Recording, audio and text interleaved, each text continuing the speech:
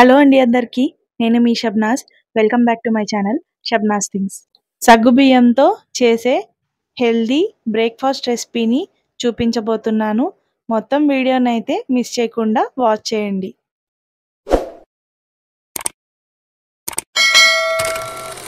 ఈ సగ్గుబియ్యం కిచిడి ప్రిపేర్ చేసుకోవడానికి ముందుగా ఒక 4 గంటల ముందుగానే మనం సగ్గుబియ్యంనైతే చక్కగా 1కి 4 సార్లు నీళ్ళతోటి శుభ్రంగా క్లీన్ చేసుకొని 1 కప్పు సగ్గుబియ్యానికి 1 కప్పు వాటర్ వేసుకొని చక్కగా నాననివ్వాలి ఒక బౌల్లో. అయితే ఈ సగ్గుబియ్యం నానబెట్టుకునేటప్పుడు వాటర్ అయితే కొలతగా ఎన్ని సగ్గుబియ్యం తీసుకున్నామో అంతే వాటర్ వేయాలి. అలా అయితేనే ఈ రెసిపీలో సగ్గుబియ్యం అయితే చక్కగా పొడి పొడిలాడుతూ ఉంటుంది. చూసారు కదా, చక్కగా నానిన తర్వాత ఏ విధంగా అయితే పొడి పొడిలాడుతూ విడివిడిగా ఉందో. ఇప్పుడు ఆ సగ్గుబియ్యాన్ని పక్కన పెట్టేసుకొని పొటాటోస్ని ఉడకపెట్టుకోవాలి. దానికోసం ప్రెషర్ కుక్కర్ తీసుకొని అందులో సరిపడినన్ని నీళ్లు అలానే సాల్ట్ వేసుకొని శుభ్రం చేసిన పొటాటోస్ వేసి ప్రెషర్ కుక్కర్ని లాక్ చేసి స్టవ్ ఆన్ చేసి స్టవ్ మీద పెట్టేసుకోండి. చక్కగా 3 నుంచి 4 విజిల్స్ వచ్చిన తర్వాత ప్రెషర్ మొత్తం పోయాక మనం పొటాటోస్ని క్లీన్ చేసుకొని చక్కగా చిన్న చిన్న పీసెస్గా కట్ చేసుకొని ఒక ప్లేట్లో పక్కన పెట్టుకోవాలి.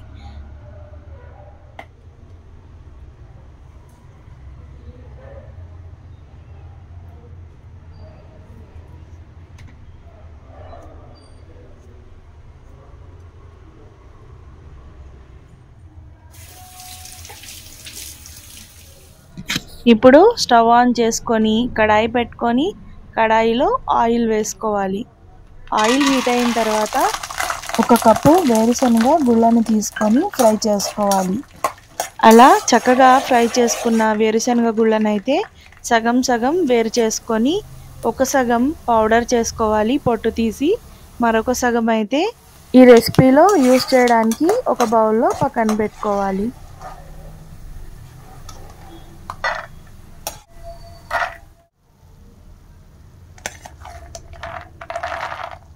ఇప్పుడు అదే కడాయిలో ఒక చిన్న సైజు ఉల్లిపాయ తీసుకొని సన్నగా తరిగి ఆనియన్స్ని లైట్ గోల్డెన్ బ్రౌన్ కలర్ వచ్చేంత వరకు వేయించుకోవాలి.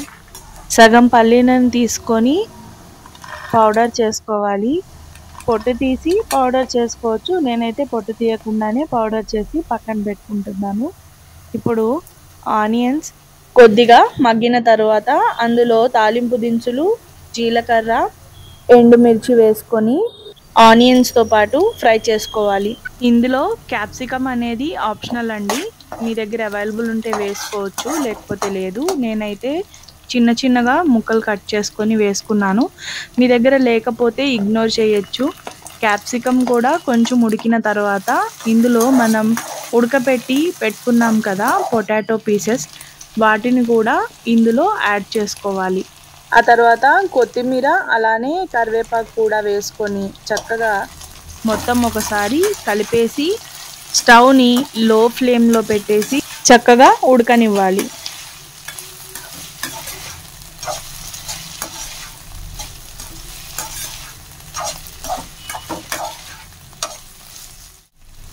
మేము స్పైసీనెస్ ఎక్కువ తింటాం కాబట్టి ఇందులో మిరియాల పొడితో పాటు కొంచెం కారం కూడా వేసుకున్నాను.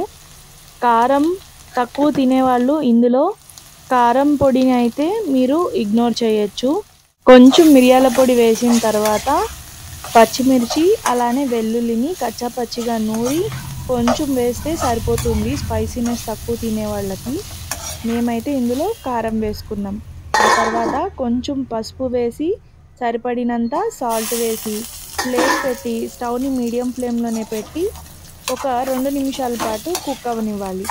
చక్కగా పొటాటో మొత్తం కుక్ అయిపోయిన తర్వాత మనం పల్లీలని పౌడర్ చేసి పెట్టుకున్నాం కదా, ఆ పౌడర్ని ఇందులో వేసేసుకొని మరొకసారి చక్కగా పల్లీల పౌడర్ని మొత్తం కలిసేలాగా ఒకసారి కలిపి మరొక నిమిషం పాటు ఉడకనివ్వాలి. ఈలోపు మనం నానబెట్టుకున్న సగ్గుబియ్యంని తీసుకొని ఇందులో వేసి కలిపి ఆ తర్వాత మనం విడిగా కొన్ని వేరుశనగ పప్పుల్ని పెట్టుకున్నాం కదా, వాటిని కూడా వేసి చక్కగా మొత్తాన్ని కలిపేసి మరొక 2 నిమిషాల పాటు స్టవ్ని లో ఫ్లేమ్లో పెట్టి పైన ప్లేట్ పెట్టేసి కుక్ అవ్వనివ్వాలి. 2 నిమిషాల తర్వాత చక్కగా మనకి సగ్గుబియ్యంతో చేసే ఈ కిచిడి అయితే ప్రిపేర్ అయిపోతుంది. ప్లేట్లోకి సర్వ్ చేసుకొని చల్లారిన తర్వాత దీనిలో ఒక అరచక్క నిమ్మరసం పిండుకొని తింటే చాలా అంటే చాలా బాగుంటుంది టేస్ట్.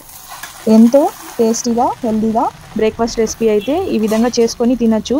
ఈ ఎండాకాలంలో అయితే మన శరీరానికి చలువ చేసే రెసిపీస్లో ఇది కూడా ఒకటి. దీన్ని మీరు ఈవినింగ్ స్నాక్లా కూడా తినచ్చు, మార్నింగ్ టైం టిఫిన్లా కూడా తినచ్చు. చాలామంది నార్త్ సైడ్ అయితే దీన్ని ఉపవాసం టైంలో ఉపవాసం విడిచిన తర్వాత తింటూ ఉంటారు. దీన్ని మీరు చక్కగా కర్డ్ కాంబినేషన్లో తీసుకుంటే చాలా అంటే చాలా బాగుంటుంది. మీరు కూడా ఒకసారి దీన్ని ప్రిపేర్ చేసుకొని చూడండి, తప్పకుండా నచ్చుతుంది. అలానే రెసిపీ నచ్చినట్లయితే కనుక వెంటనే వీడియోనైతే లైక్ చేయడం మర్చిపోకండి.